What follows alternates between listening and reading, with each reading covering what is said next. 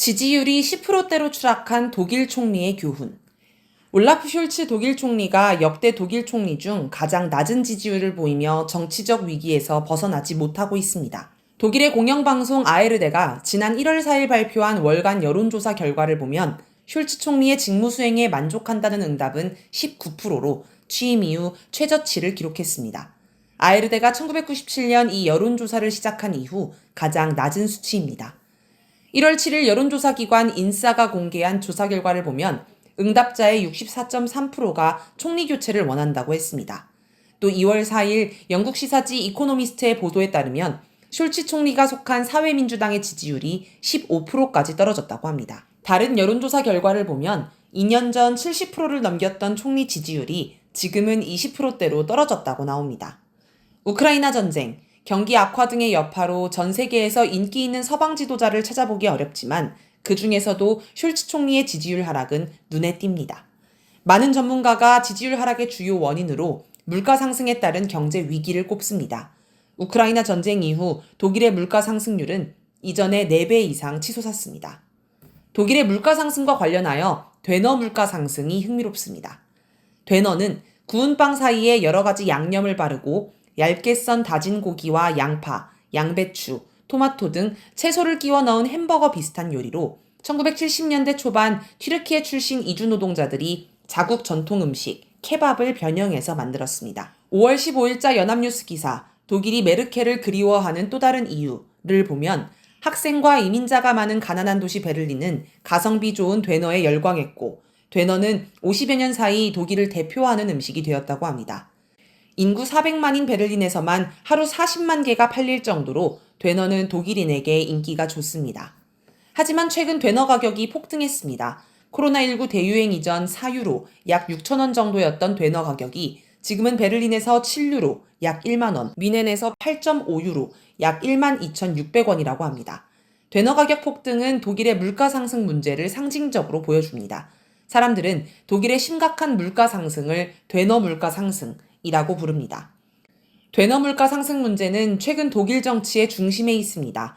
숄츠 총리가 외부 행사에 참석할 때마다 청년들이 되너 가격 좀 내려달라라고 외친다고 합니다. 어쩐지 지난 총선에서 쟁점이 된 대파 875원이 연상됩니다.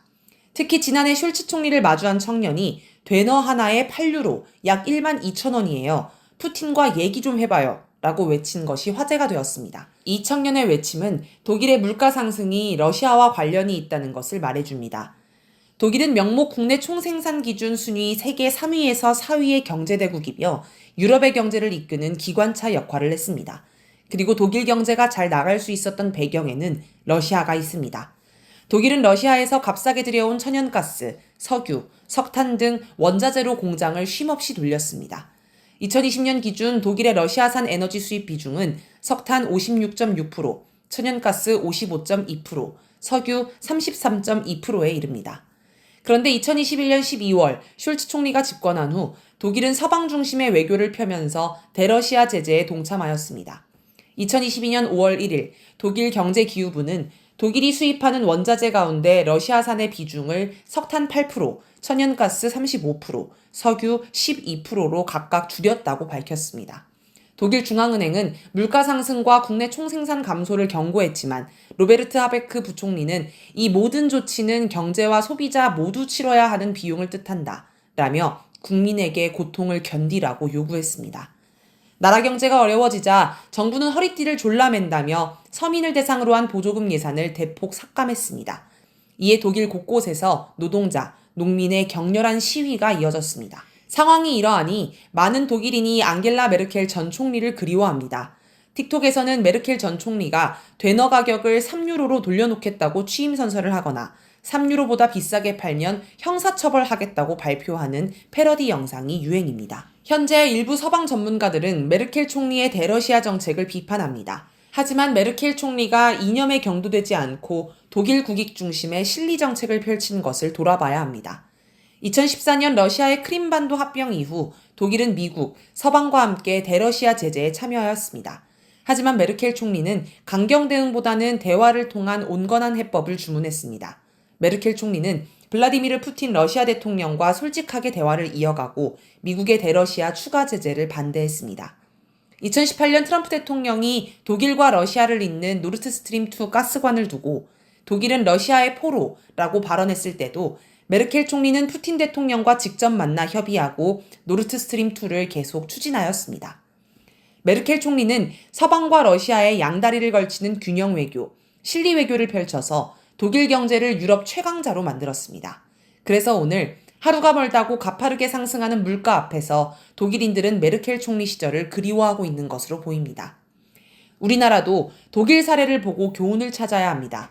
이념에 경도되어 국익을 훼손하는 외교는 나라를 망치는 길입니다. 국제 질서가 복잡하고 세계 정세가 어수선할수록 국익 중심의 실리 외교가 절실합니다. 김대중 전 대통령은 자서전에서 도랑에 든 소가 되어 휘파람을 불며 양쪽의 풀을 뜯어먹을 것인지 열강의 쇠창살에 갇혀 그들의 먹이로 전락할 것인지 그것은 전적으로 우리에게 달렸다 라고 했습니다. 한국의 왼쪽에는 중국, 러시아가 있고 오른쪽에는 미국, 일본이 있습니다. 양쪽에 먹음직한 풀이 무성하다고도 할 수 있지만 반대로 보일 수도 있습니다. 그런데 지금 윤석열 대통령은 가치 외교라는 정책을 표방하며 미국, 일본 중심의 이념 편중 외교만을 하고 있습니다. 스스로 중국과 러시아를 적으로 만들면서 우리 국익을 훼손하고 있습니다. 그러면서 이를 비판하면 공산 전체주의 세력이 반일, 반미 감정을 선동한다 라며 발끈합니다.